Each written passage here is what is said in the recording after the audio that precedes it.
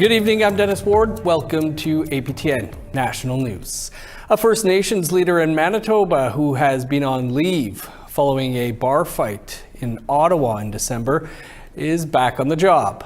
In a post on social media, the Southern Chiefs organization in Manitoba says it has welcomed back its Grand Chief, Jerry Daniels, after what they're calling a, quote, recent health leave. In the statement, the SCO said they were excited to welcome back Jerry Daniels. They also thanked Lake Manitoba Chief Cornell McLean, who stepped in as acting SCO Grand Chief. Last December, Daniels was sent to hospital with non-life-threatening injuries after a bar fight in Ottawa's Byward Market, just hours before the opening of the Assembly of First Nations Winter Gathering. Ottawa police have since closed the investigation into the matter and said no charges would be laid unless new information comes to light. Daniels apologized for that night and said he had a problem with alcohol. The SCO statement did not mention a summit they said would be held to determine Daniels' future as Grand Chief. A Mi'kmaq politician made history today. Jaime Battiste announced he is running for the leadership of the Liberal Party. And if he were to win, he'd become the first Indigenous Prime Minister of Canada. Angel Moore has that story.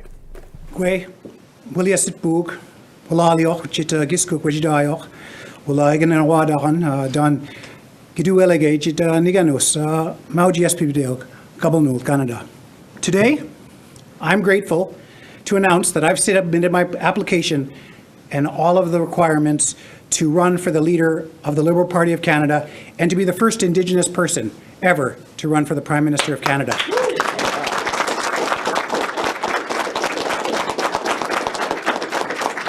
Jaime Battiste beat a deadline on Thursday as he submitted the required 300 registered Liberal signatures along with a $50,000 deposit. With the support of Mi'kmaq and Wolastoq leaders from the Atlantic region, Chief Leroy Denny of the Eskasoni First Nation hosted the event. He says Battiste has the experience to lead the country. For his background, his education in law, and as a parliamentary secretary, he has the tools. He has everything in his toolbox to make sure that he can also run this country like any other party leaders that are running for the bid, which I respect them all.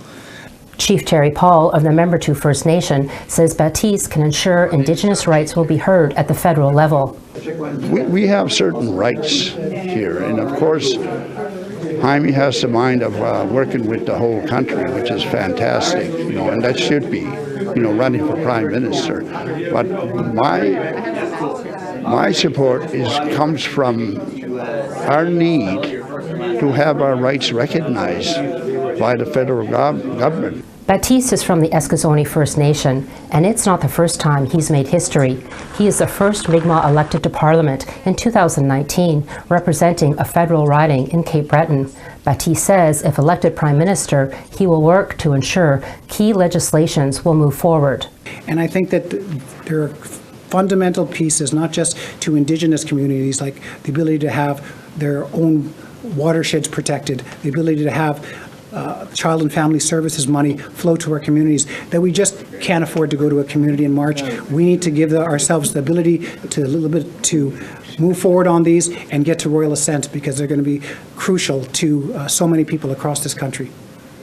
Battiste is still fundraising as he needs to submit $350,000 in 4 installments between January 23rd and February 17th. A new leader will be chosen March 9th. Angel Moore, APTN National News, Dartmouth, Nova Scotia. A warning now about our next story, as the details here are disturbing. Angry wailing and shouting could be heard in a courtroom in Iqaluit today after a former Catholic priest who sexually abused 7 Inuk children in Nunavut pleaded guilty to 6 of the 8 historical charges. The court heard that 77-year-old Eric Yeager committed the sexual assaults between 1978 and 1982 in Iqaluit, Nunavut, with the victims' ages between 6 and 9 years old, and some as young as 4 years old. During victim impact statements, the victims' families called Yeager a sick monster and that his actions caused generations of irreparable hurt and pain in Igloolik. Prosecutor Emma Bash described each assault in graphic detail, and as a priest, Yeager would offer children candy before sexually assaulting them, and told his victims that they would go to hell if they spoke out. Many of the victims also said they or their families will never go to church again. Yeager, who moved to Canada from Belgium in 1977, was an oblate priest and was arrested on a Canada-wide warrant in 2023. Was previously convicted of committing numerous other sexual offenses against children in Baker Lake, Nunavut. Roger Bido was convicted of 2 counts of manslaughter in the 2020 shooting deaths of Jacob Sampson and Maurice Cardinal. On Wednesday, he was denied full parole by the Parole Board of Canada. Bido was handed a 10-year sentence in 2022 for his role in the deaths of the 2 Métis hunters. In March 2020, Bido and his son Anthony pursued Cardinal and Sampson for 7 kilometers in a high-speed chase, incorrectly identifying them as thieves. Anthony shot both men and left them for dead. He was convicted of second-degree murder and manslaughter and sentenced to life in prison with no chance of parole until 2036. The family of the hunters were pleased with the parole board's decision.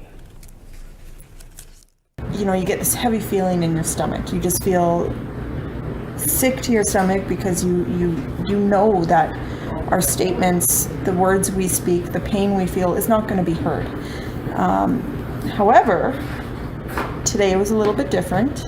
The parole board members that they had today were compassionate, and they actually heard our words. They felt our pain. That makes me really happy. It makes me feel like we were heard, even with all the Roger not taking accountability for his actions. And so, yes, I'm happy. A Grand Chief in BC is apologizing for comments he made about a pipeline project. We'll hear from the Grand Chief, and our Truth in Politics panel will be here to discuss the matter after the break. Stick around.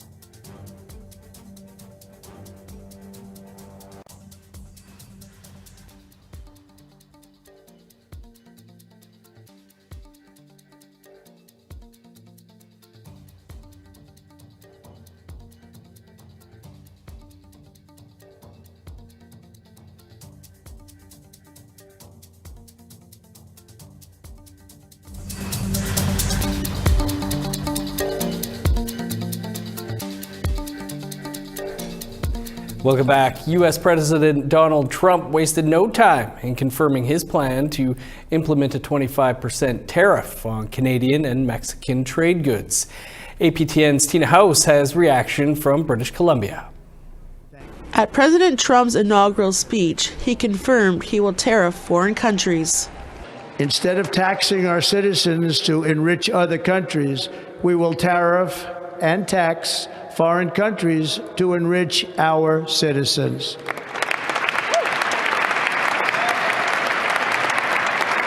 For this purpose, we are establishing the External Revenue Service to collect all tariffs, duties, and revenues. It will be massive amounts of money pouring into our treasury. Reaction was swift even before the Trump inauguration. Our country is under direct threat by the President-elect of the United States. It is a declaration of economic war, in my opinion. Werner Antweiler is a professor of economics at the Sauder School of Business at the University of British Columbia. He explains what these tariffs mean. It would be a very, very difficult situation for the Canadian economy if these tariffs go ahead, because not only would we see the tariffs in the US, but we would also need to respond with retaliatory measures, which also will hurt our Canadian economy. But in that situation, there will be significant pain all across, but not only here in Canada, because tariffs are paid for by the U.S. consumers and U.S. businesses that are importing Canadian intermediate goods. Grand Chief Stuart Phillips says what President Trump is doing is serious. These are very, very real threats, and are going to have a devastating impact on our economy and, quite frankly, our way of life. Trump has absolutely no respect for the rule of law or, common decency with respect to the rights and interests of all people, particularly Indigenous peoples. Professor Antweiler says Trump's plan to launch an external revenue service could hit some serious roadblocks. Now, if that includes Canada and Mexico, of course, it would be an abrogation of our existing free trade agreement. There's just no other way to put this. It's he's ripping up an agreement he has signed himself, which is raising the question, how good is his word to anything? Premier Eby says leaders from across Canada have discussed strategies to combat the threat of these tariffs. The world, these tariffs are proposed not just against Canada, but against countries around the world. We will partner with those countries and work with them to respond and also to deepen our relationships with them. We have trade relationships, strong trade relationships across the Pacific with many different countries, and this is an opportunity for us to deepen and strengthen those relationships and reduce our dependence on the United States. We have a lot of allies that will be part of this battle. It's going to be epic in proportion, but I think at the end of the day it'll be defining. Financial forecasters say Canada will lose billions of dollars and hundreds of thousands of jobs from the tariffs. President Trump has announced that these tariffs will begin on February the 1st, 2025. Tina House, APTN National News, Vancouver. To pipeline or not to pipeline? That's just one of the questions on the minds of our Truth in Politics panel this week. Jennifer Leywitz of Pascoa Harbor Strategies is here with Winnipeg Free Press columnist Negon Sinclair. But first, we hear from Stuart Phillip, the Grand Chief of the Union of BC Indian Chiefs, who earlier in the week said he was reconsidering his stance on the Northern Gateway pipeline. As to the thousands of people that put themselves in harm's way and were on the front lines of that fight. There was enormous representation of elders and knowledge keepers and traditional people involved in that fight. There were young people involved in that fight, and our friends and neighbors took up the call to stand in solidarity with us. And, I apologize for any confusion I may have created through my misstatements and the interpretation of those statements at the press conference at the First Nations Leadership Gathering alongside Premier Eby and other members of the Leadership Council. Jennifer Negon, excited to see you. Thanks for being with us this week. Jennifer, we'll start with you. The Grand Chief of the Union of British Columbia Indian Chiefs signaled earlier this week support for the Northern Gateway pipeline, and then yesterday apologized for that. Thoughts on all of that? I think this is really just showcasing that the conversation around resource development has shifted quite a bit in the last 10 years, especially. I think that there's this really tough line for a lot of people in leadership roles where they're fighting a battle between what their morals are telling them they should be fighting and what society is telling them that they should be doing. And essentially what I mean by that is there are a lot of people out there that carry those morals and those principles when it comes to defending the land and what they've been taught about the importance of the land and sustaining life through the land. But at the same time, there are nations all over the country that are getting involved in resource projects. And at the end of the day, it is creating some wealth opportunities for those nations. But at the same time, I think it's putting other people in leaderships in places where they think that they need to be a part of that too. And that's where that self-determination is so important, where number one, don't make decisions based off of what other people are telling you should be making, even as individuals that belong to nations, but also for our leadership, because at the end of the day, you're not supposed to just make decisions based off of what is good for right now, but what is good for the long term. So that's the only thing I'll leave on when it comes to that is just do what your heart and your teachings tell you should be doing, and maybe not what is going to make you money in the quickest way possible.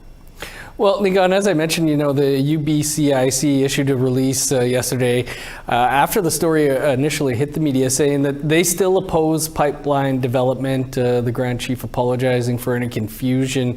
Was Grand Chief Stuart Phillips speaking for himself here, maybe? This was a sort of interesting moment for the country to realize the kind of tensions that Jennifer's speaking about for First Nations politicians.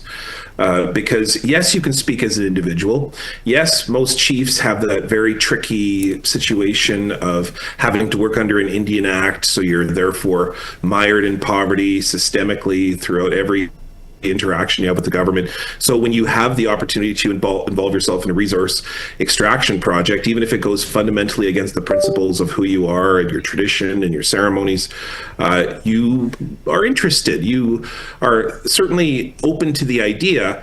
And so if you say that, though, if you talk about it, you are immediately accountable. And for those of us who have for years talked about some of the real big challenges and problems with resource extraction projects, particularly in relation to our teachings and our ceremonies, what I always say is there's no reason to sing bear songs if there's no bears. And so I can imagine that what happened with Grand Chief Philip is he said that. Said he was open to it because Trump has changed the game for every leader, every political leader on this continent, including First Nations, Inuit, Métis leaders. And immediately his phone probably blew up, not just from constituents, not just from members, it's probably his family, the people who he was on the front lines struggling against RCMP and governments and citizens. BC and so on. So the reality is that this was sort of a masterclass of understanding what First Nations politicians have to go through and that really tricky balance that Jen was talking about. Jen, this has opened up a larger discussion on this type of stuff, though. Do you think we might hear more about previously shelved energy projects being resurrected? I think so. I think there's going to be a large conversation when it comes to resource development, especially with the potential change in government. I know there's a lot of people that are vying for Mark Carney to potentially be our next prime minister, but the reality is there's a very good chance that it's Pierre Poilievre. And we kind of left that conversation off with Stephen Harper and Idle No More and the Jobs and Growth Act, and essentially trying to ram through decisions without consultation. And unfortunately, we've talked a lot about reconciliation over the last 9 years, but I truly feel like we have not advanced consultation to where it needs to go. And that is an issue even for me personally, where I heavily believe in self-determination and allowing nations and even as individuals to prosper in ways that make sense for us, because we're already existing in societies that are hard to exist in. But at the same time, that consultation piece is so important because there are people out there that are carrying those teachings so close to them And we can't be allowing government to just make those decisions for us. And the last piece of that is I think that these companies are finding ways to make it more lucrative for First Nations, and they're almost preying on them in a way where they're coming back and saying, listen, there's a national loan guarantee program. Let's work together on this. You don't even have to put up any money. But if that project fails, it's the nation that has to bear the weight of that. And I feel like these resource companies are finding ways through vulnerable nations, and they're almost using them as their fall guy should something go wrong. Nigan, pipelines are difficult to get built in Canada and take years. I mean, the Northwest, Trump would be out of office probably by the time it gets built. Do you think that there might be more Indigenous support, though, for projects in light of the current political environment? Undoubtedly, you're already seeing, like, for example, a long resisted project in Northern Ontario with the Ring of Fire. You're seeing First Nations getting on board saying, okay, well, we've got to deal with the reality that we have to make a living. We have to make some kind of economy out of this, even in the most direst of circumstances, which really brings you to our resource extraction projects, pipelines, even hydro lines through territories. Are these really a choice? Because what's happened is that First Nations particularly have been driven into poverty where they really don't have a choice. And then a very lucrative project with people who are obsessed with profit, like the corporations that Jen's talking about. And so is it really a choice? Is it really a choice for First Nations to be in that particular scenario? And is it an element of self-determination when you really have a suicide epidemic in your community? You have boil water advisories, you have the challenge of trying just to have infrastructure in your community, and then boom, here comes a corporation handing out a few dollars, maybe a few jobs. So is it really self-determination? That's really the big question. And consultation should be the centerpiece, and that's what government's role should be, is treating First Nations, Inuit, Métis governments fairly in relation to these opportunities. Now, just to your last question there, which is, will there be more opportunity? Yes, absolutely. We see Danielle Smith breaking with Alberta Premier, breaking with all the other premiers, going herself directly to Donald Trump because she is claiming that other premiers have landlocked her. And you can't ignore that she's probably also talking about First Nations at the same time. So there will be increasing pressure on governments to be able to open up these projects. Jennifer Nigan, it's great to chat with you, and we're going to continue the conversation, of course, over on the Truth and Politics podcast, but we'll leave it there for today here on the show. Yeah, good. Time for one last break, but stay with us. There's more to come.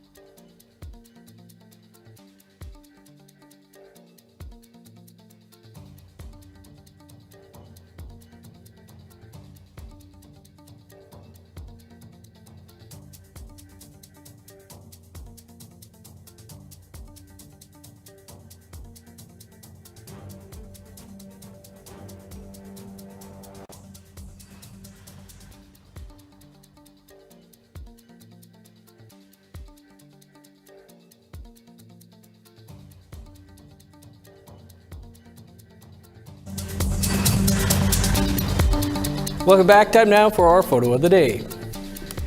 Ellis Cowley sent in this extreme close-up. Thanks, Ellis. Stay safe out there when photographing wildlife. You can send your photos to share at aptn.ca for the chance to be our next photo of the day. Now let's take a look at your Friday weather forecast. Starting on the East Coast, -4 with snow in Halifax, 7 below in Fredericton.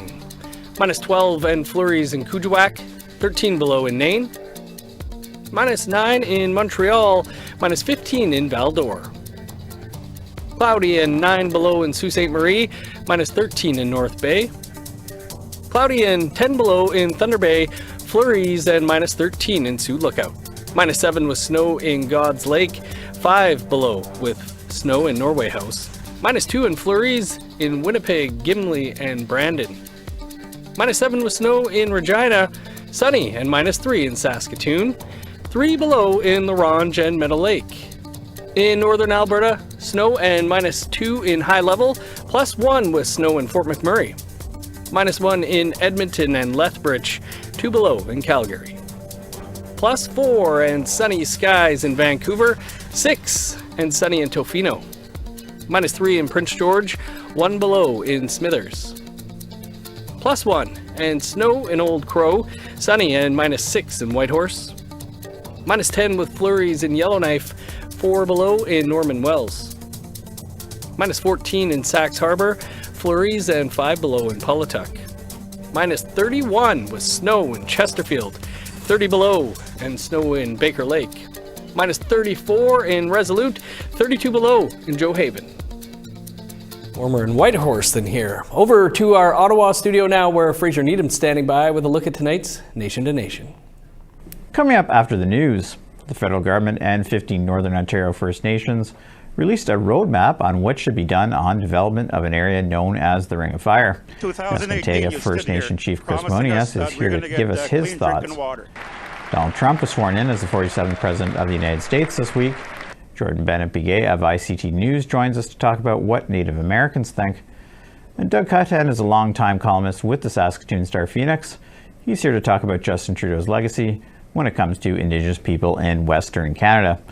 All this in a matter of minutes on Nation to Nation.